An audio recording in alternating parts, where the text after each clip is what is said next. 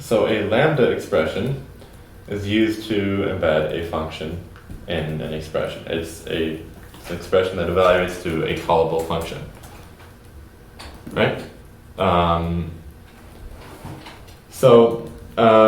Most other programming languages have a sensible syntax for lambda expressions. C++ does not. So I'm going to show some examples of what things would look like in other programming languages and what they look like in C++, and then explain that. So another programming language, you may see that in C++, just going to tab over a bunch. In C++, the equivalent would be, assuming this is an int. Yeah. Another programming language, you may have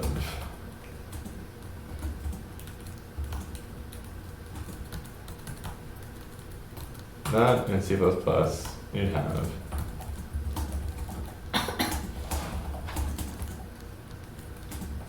another programming language, you may have say x times z. So being z is like a variable in the enclosing scope that gets captured.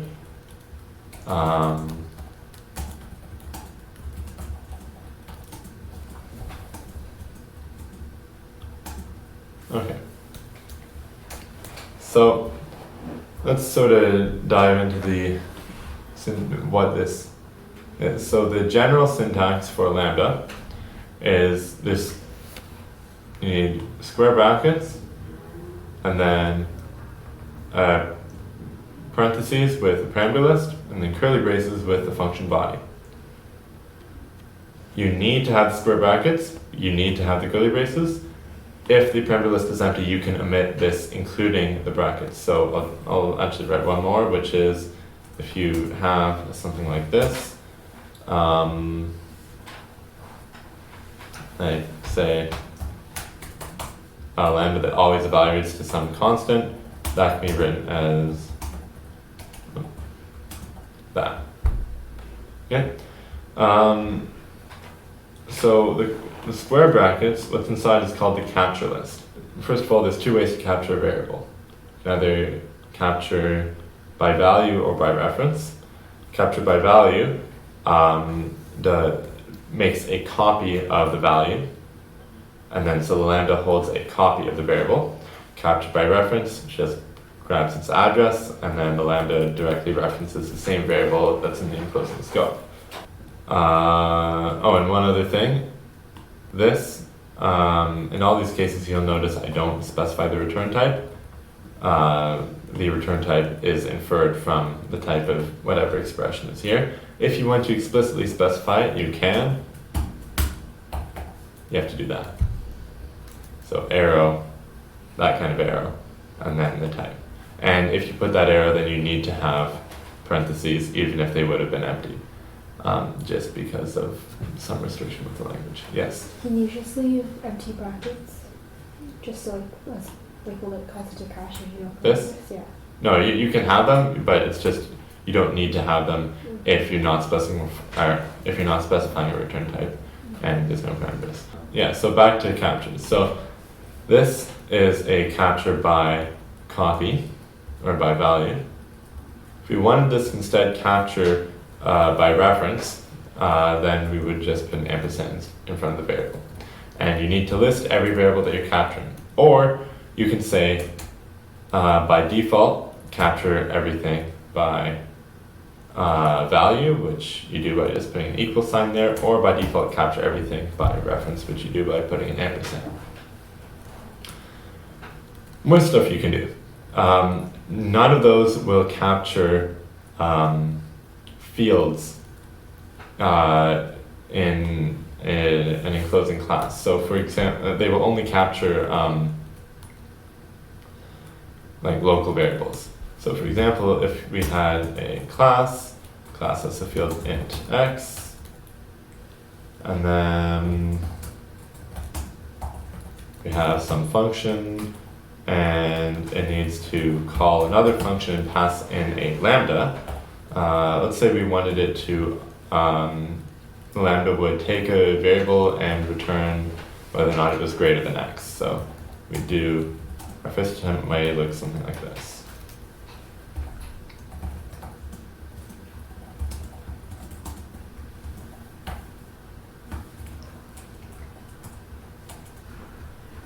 Right?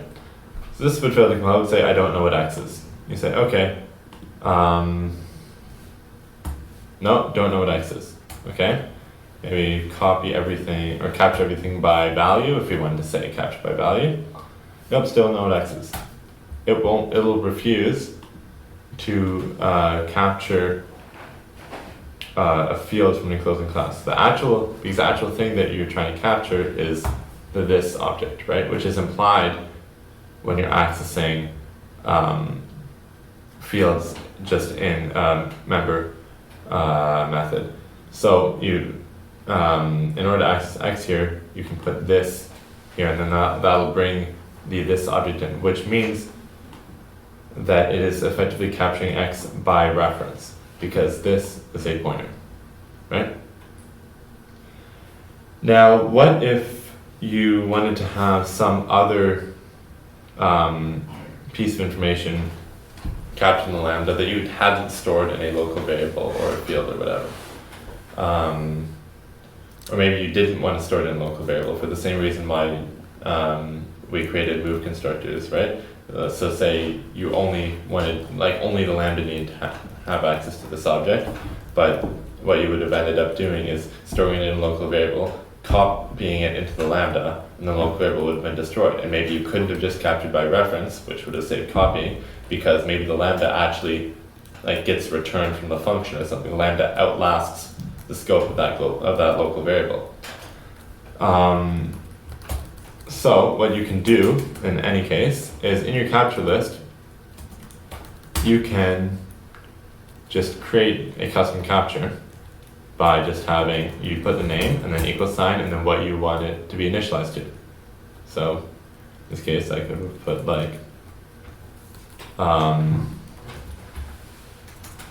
actually I think you can just do that. Yeah, because this is the name of a new variable. That it's looking for a variable, it finds the field x. So this is effectively a copy by or a capture by value of x.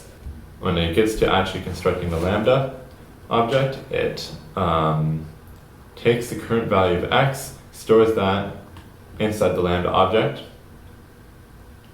and then it's just an int, so it's not at all tied to this instance. If this instance gets destroyed, or if the value of x on this instance changes, it doesn't matter. The value of x at the time that the lambda was created, so at the time that this line of code was executed, is stored inside and referenced by this comparison when it gets called. Now, what are these captures actually looking like in the sort of an object-oriented point of view? They're fields, right? And that is actually kind of how it's structured. So when you write a lambda, you're actually implicitly creating a class. That class will have a field for everything that you capture, and it will have a copy constructor and a move constructor if possible to copy and or move those fields. It will have a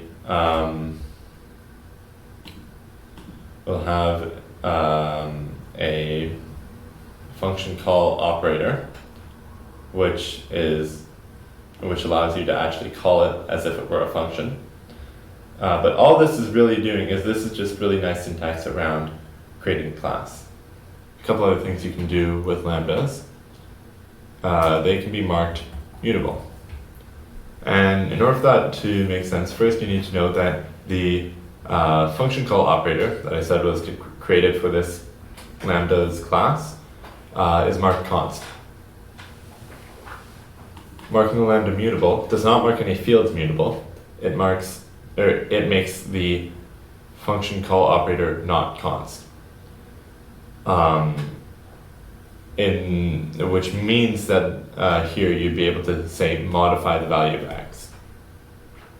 And then the next time this lambda is called, it would be a new value of x. The other sort of specifier that you can put on it is const expert, which makes the lambda function call operator const expert, which means that it can be used in const expert functions. Right? Okay, so now how do you actually say store or accept a lambda type? Because it's an anonymous class, so you can't like just write out the name of the class because it doesn't have one. There's a standard library template called function, which you, in this case, so this is something that takes an int and returns something of type bool. So that's the type I would use to create a variable that can hold it. Let me just copy this down. Okay.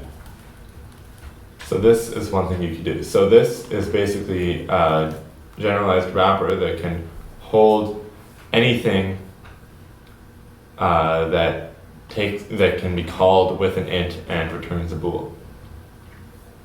That's a requirement for something to be able to be stored in here, and you'll get a compile time error if say change this to float. But that's a very useful utility that the standard library provides. So just as sort of an example, let's say, and it's good practice if your lambda has more than one statement in it to actually break that into multiple lines like this. Let's say I do like plus plus x, return the value greater than x.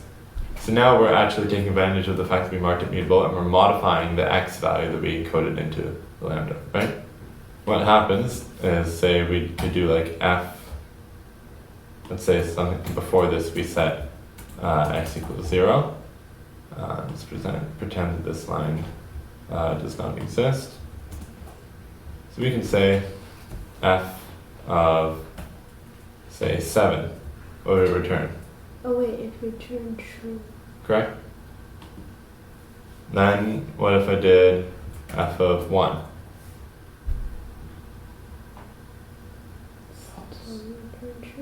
Sorry? False. Yes, it would be false. Because, let's see what happened when we called f of 7. So, it would go through and increment x. It would compare, so x is now 1 because it started out at 0. It would compare 7 to 1, turn true. We call it with 1. It increments becomes 2, compare 2 to 1. It becomes 2, compare 1 to 2. It's false, right? Now, what if here I printed out the value of x? What would I get printed? 0. Yes, because this created its own x field inside the lambda, right? So so it copied the value of the x field in the current object, like in this object, into the lambda. That's the x value that this has access to that it's modifying. Like when you call f, the lambda object that's embedded inside does get updated, but that is in no way connected back to this x field in this object, in this a object, right? Make sense? Yeah. What if x was passed by a reference? Right, so how we do that is we just pass in this pointer. In that case, it would update this because it would, the actual field in the lambda class would be of type a pointer. Or pointer to a, however you want to put it. So yeah, it would be able to modify that. One more thing that you can do. So this is a wrapper class. So it actually ends up allocating a copy of this lambda object on the heap and doing a bunch of other things. But if you want a more efficient way to deal with this, there's a keyword called auto. Auto can be used as the type of a variable where you provide an initializer, and the type of the variable is whatever is on the right hand side. That does not make the variable dynamically typed like Python or something. this variable still has the type of that lambda, so I can't reassign it to like a string or something like that. But it means that it's directly storing the lambda. It's not like copying it to the heap and having a reference to it and then destroying it when the variable goes out of scope. No, this is entirely on the stack. There's no dynamic memory allocation. But now we can do something interesting. We can do like auto g equals f. Now here, and let me go back to our old field. And actually, let me move this. Just setting up this example here.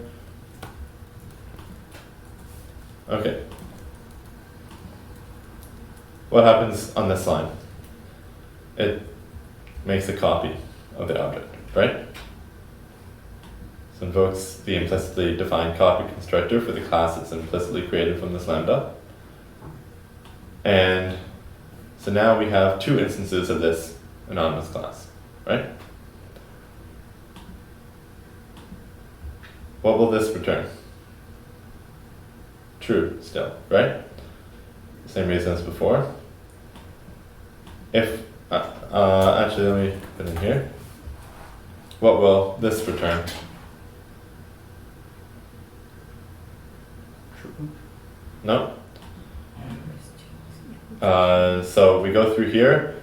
X inside f is, x inside the lambda is 0, gets incremented to 1. Compare, is 7 greater than 1? Yes. Next time it's already 1, gets incremented to 2. Is 2 greater than 2? No.